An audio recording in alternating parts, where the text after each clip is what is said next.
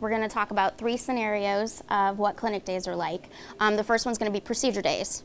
So, as you guys know, you're not going to have anything to eat after midnight. You can have clear liquids like juice or water until 8 in the morning, but no milk.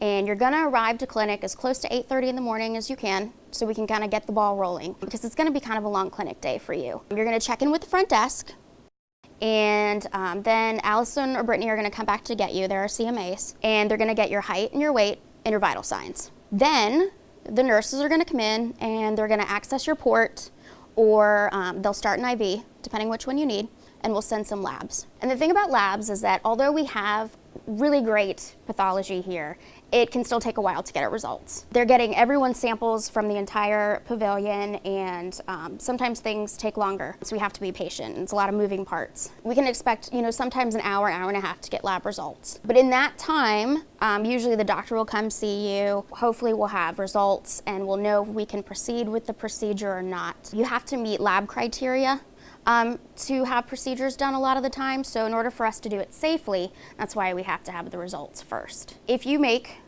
lab criteria, if you make counts, you're going to sign the consent form about the procedure. Then the nurse is going to call upstairs to sedation.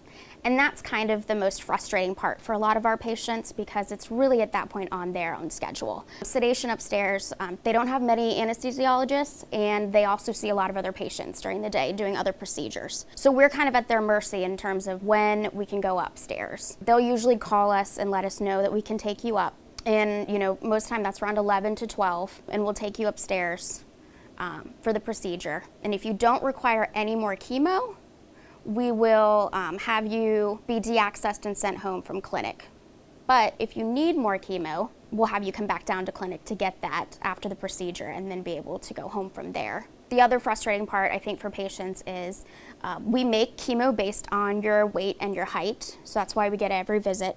So your chemo is made specifically for your child, and it's made that day, and it's not pre-made, so sometimes it takes 30 minutes to an hour to get the chemotherapy to be made. So that's an additional wait time to keep in mind. But because there's so many parts moving and people collaborating together, it can be a delay, and it can feel like you're sitting around and nothing's happening. But I assure you, we're trying to make it go as fast as possible.